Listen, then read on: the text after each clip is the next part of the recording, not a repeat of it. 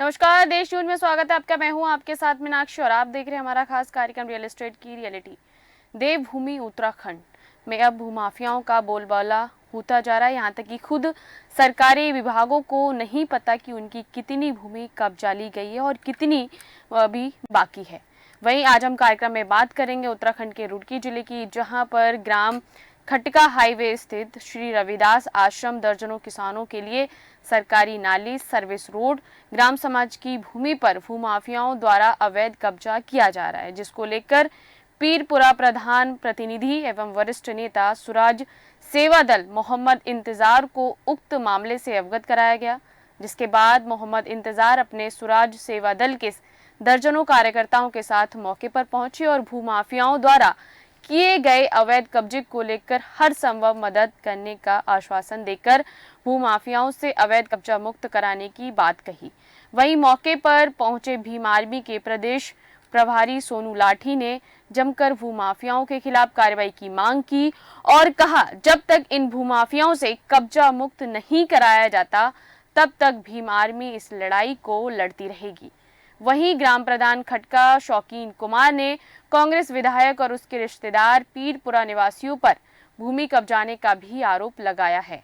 भूमाफियाओं और उनके संरक्षण देने वाले सफेद पोश लोगों के नाम भी सार्वजनिक किए और साथ ही भीम आर्मी के कार्यकर्ताओं और किसानों व ग्रामवासियों ने जमकर हंगामा किया और भूमाफियाओं से अवैध कब्जा मुक्त कराने की मांग पर डटे रहने की बात कही।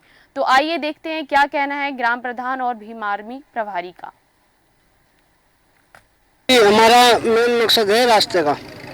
हमारा सदियों से रास्ता जो पहले जब यहाँ से हाईवे आया था, हाईवे वालों ने हमें कच्चा रास्ता दे रखा था जी, नीचे उतरने का काश्तकारों की भी। और जो ये आश्रम है ये हमारा ये बाद में बना है, यहाँ पे हमारा आश्रम का भी रास्ता इधर कोई था और किसान का तो सदियों से था।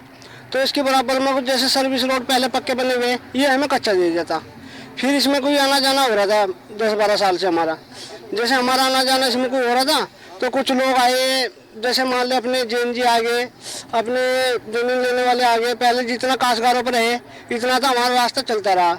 जब काश्तकारों ने बेच दी, इन्होंने हमारा रास्ता जो पूरा बंद कर दिया है। मैं गुरु रविदास महाराज जी का, और यहाँ पर जो हमारा रविदास जी है वहाँ पर लाखों करोड़ लोगों की आस्था जुड़ी हुई है।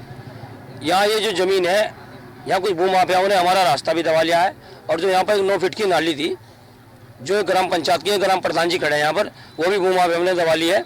मैं आपको थोड़ा मैं पीछे ले जाना चाहता हूँ। ये जमीन जो फिलहाल जिसमें भराव चल रहा है, दलित की जमीन थी। 3 बीघे के लगभग जमीन थी, 3.5 बीघे के, उसमें से 11 बीघे के करीब ये रोड ये हाईवे में चली गई एनएच में, और उसके बाद लगभग 2 बीघे करीब जमीन बची है। वही हमारे साथ इस पर और अधिक जानकारी के लिए रुड़की से संवाददाता गुलशेर जी जुड़ चुके हैं। गुलशेर जी, क्या है पूरा मामला, दर्शकों को बताइए। जी बिल्कुल, मामला रुड़की सिविल लाइन कोतवाली क्षेत्र का है। गाँव खटका, जैसे कि हाईवे रोड है, उस पर स्थित आश्रम और ग्राम समाज की भूमि है, उस पर भू माफियाओं ने अवैध कब्जा किया हुआ है। और जैसे कि रास्ता है, जो रास्ते भू माफियाओं द्वारा रास्ते के ऊपर कब्जा किया हुआ है। और जैसे आपको बता दूं, जो सिविल लाइन कोतवाली क्षेत्र अंतर्गत आता है, तो यहाँ पर गाँव के खटका गाँव के प्रधान मौजूदा मौके पर पहुंचे और उन्होंने जाकर वहाँ का हंगामा किया और मांग की कि हम हमारा जो रास्ता है ग्राम समाज की जमीन पर भू माफिया द्वारा को लेकर मांग की गई है कि हमें अन्याय मिले। जी गुलशेर जी, जब आपने इस जमीन के मामले को लेकर वहाँ के ग्राम प्रधान से बात की तो उनका क्या कहना था? क्योंकि कहीं ना कहीं ये जमीन तो सरकार के हिस्से में आती है और जो ग्राम प्रधान है उनको तो इस पर नजर रखनी चाहिए, इस तरीके के मामलों पर। ऐसे पता चला कि वैसे तो वहाँ पर कुछ आश्रम भी है और कुछ किसानों का रास्ता है, चक्रोड़ बोलते चक्रोड़ रास्ता, लोगों का रास्ता भी है। वहाँ पर काफी समस्या थी, इसलिए तो प्रधान जी ने जानकारी देते हुए बताया कि यहाँ पर जो चला अवैध रूप से कब्जा की है। और जैसे आपको बता दूं मैं, तो अभी तक इस मामले की जानकारी प्रशासन में की गई है क्या? प्रशासन वहाँ पर मौके पर पहुंचे थे। मामला जो यहाँ पर कुछ ऐसे समाज के लोग और ग्राम प्रधान लोग वहाँ पर मिलकर हंगामा करा दिया था, धरने प्रदर्शन करने लगे थे। वहाँ पर जाकर शासन प्रशासन ने मामला शांत कराया कि उनकी मांगे पूरी की जाएगी। जी, तो जैसे कि आपने जानकारी दी कि जो वहाँ पर जो भूमाफिया अवैध कब्जे कर रहे हैं वो जो कांग्रेस के कार्यकर्ता हैं, कहीं ना कहीं बात सामने आई है। तो कौन लोग हैं ये जो सरकार की तो ये जमीन तो पर अवैध रिलेशन कब्जा कर रहे हैं?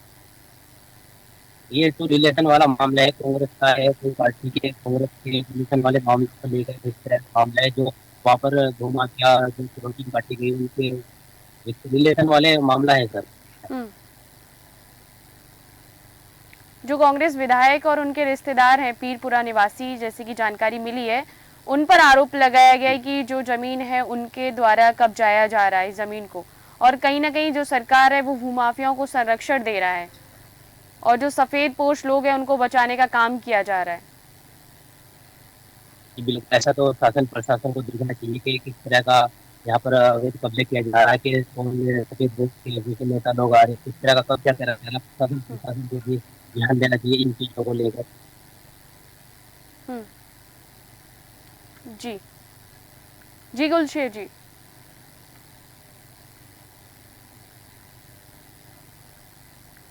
गुलशेर जी, जैसे कि आपने बताया कि जो वहाँ पर जमीन है उसको भूमाफियाओं के द्वारा अवैध कब्जा किया जा रहा है और कहीं ना कहीं ये सरकार की जमीन है और जो कब्जाने वाले लोग हैं वो कांग्रेस के कार्यकर्ता और उनके रिश्तेदार बताए जा रहे हैं। तो अब तक इस मामले का संज्ञान क्यों नहीं लिया गया और कार्रवाई क्यों नहीं हो रही है, क्या वजह सामने आई है? मुझे ऐसा लगता है कि शासन प्रशासन और जो क्योंकि बीते दिन पहले ही हमने रुड़की का एक मामला पहले ही उठाया था, कल भी हमने उत्तराखंड के रुड़की का मामला उठाया था और आज वहीं दूसरा मामला उसी जिले से सामने आया है। ये शासन प्रशासन